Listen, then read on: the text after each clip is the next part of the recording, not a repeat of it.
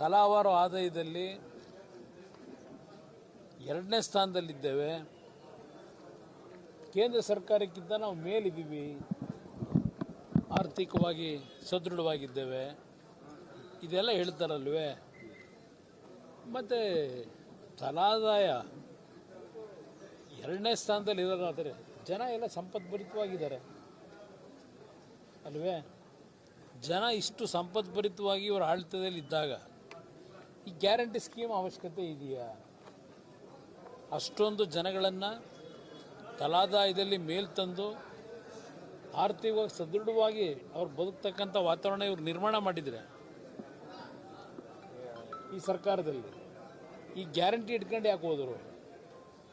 ಅಭಿವೃದ್ಧಿ ಅಂತಕ್ಕಂಥದ್ರ ಬಗ್ಗೆ ಅವ್ರಿಗೆ ಅಭಿವೃದ್ಧಿ ಅನ್ನೋದ್ರ ಬಗ್ಗೆ ಪದ ಮರ್ತೇ ಹೋಗಿದೆ. ಈಗ ರಾಜ್ಯದ ಅಭಿವೃದ್ಧಿ ಅಂದರೆ ಆ ಪದದ ಅರ್ಥವೇ ಇಲ್ಲ ಅವ್ರದ್ದು ಅನ್ನೋದು ನನ್ನ ಅಭಿಪ್ರಾಯ.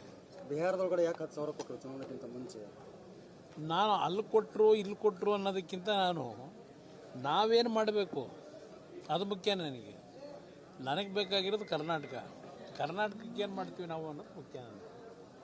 ಈಗ ಗ್ಯಾರಂಟಿ ಕೊಡೋದಕ್ಕೆ ನಂದೇನು ಅಬ್ಜೆಕ್ಷನ್ ಇಲ್ಲ.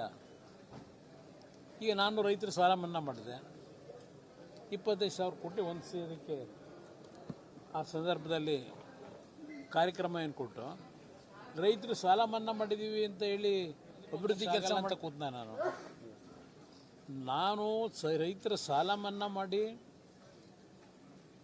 ಪ್ರತಿ ಕ್ಷೇತ್ರಗಳ ಶಾಸಕರ ಒಂದು ಮನವಿ ಮೇರೆಗೆ ನಾನು ಕೊಟ್ಟಂಥ ಹಣ ಇದೆಯಲ್ಲ ಆರ್ಥಿಕವಾಗಿ, ಅದು BJP ಇರಲಿ, ಕಾಂಗ್ರೆಸ್ ಇರಲಿ, JDS ಇರಲಿ, ಒಂದು 4-5 ವರ್ಷ ನನ್ನ ಹತ್ರ ಹೇಳೋರು, 4-5 ವರ್ಷ ನೀನು ಕೊಟ್ಟಂಥ ಹಣದಿಂದಲೇ, ನಿನ್ನ ಕಾಲದಲ್ಲಿ ಕೊಟ್ಟ ಹಣದಿಂದಲೇ ನಾವು ಸ್ವಲ್ಪ ಇನ್ನೂ ಗೌರವ ಉಳಿಸ್ಕೊಂಡಿದ್ದೀವಿ, ನಾವು ಕ್ಷೇತ್ರಕ್ಕೆ ಓಡಾಡೋಕ್ಕಾಗ್ತಿದೆ ಅಂತಕ್ಕಂಥದ್ದನ್ನು ಹಲವಾರು ಕಾಂಗ್ರೆಸ್ನ ನಾಯಕರೇ ಹೇಳೋರು.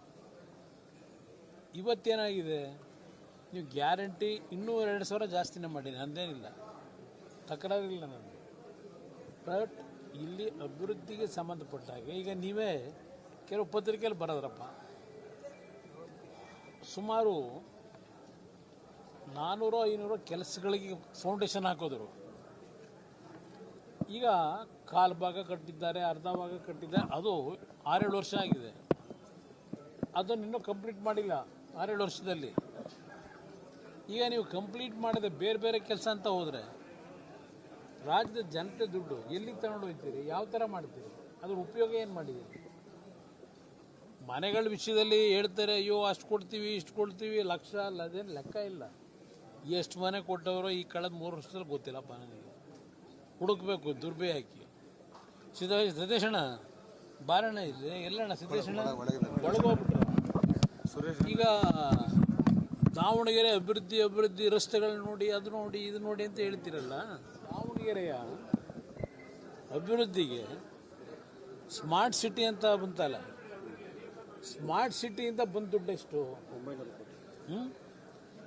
ಸ್ಮಾರ್ಟ್ ಸಿಟಿಗೆ ರೈಲ್ವೆ, ಹಲವಾರು ರೈಲ್ವೆಯ ಕಾರ್ಯಕ್ರಮಗಳು ಬಂತಲ್ಲ, ಅಲ್ಲಿ ಭಾಷಣ ಮಾಡೋಕೆ ಕೊಡ್ತೀನಲ್ಲ, ಪಟ್ಟಿ ಇದೆ ನನ್ನ ಹತ್ರ.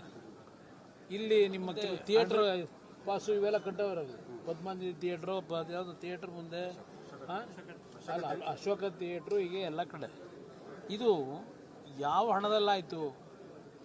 ಕೇಂದ್ರ ಸರ್ಕಾರದ ಕಾರ್ಯಕ್ರಮಗಳು, ನಿಮ್ಮ ಆಸ್ಪತ್ರೆ, ಹಲವಾರು ವಿಷಯದಲ್ಲಿ ಕೇಂದ್ರ ಸರ್ಕಾರ ಇರ್ತಕ್ಕಂಥ ಹಣ ಕಳೆದ 7-8 ವರ್ಷದಲ್ಲಿ ಸಿದ್ದೇಶಣ್ಣ ಅವರು ಸಂಸತ್ ಸದಸ್ಯರಾಗಿ ಪಾಪ ಅವ್ರು ಹೇಳ್ಕೊಳ್ಳಿಲ್ಲ, ನಮ್ಮ ಥರ ಪ್ರಚಾರ ಮಾಡ್ಕೊಳ್ಳಿಲ್ಲ, ಏನೇನು ಮಾಡಿದ್ದೀವಿ ಕೇಂದ್ರ ಸರ್ಕಾರದಿಂದ ಹಣ ತಂದು ಅಂತೇಳಿ.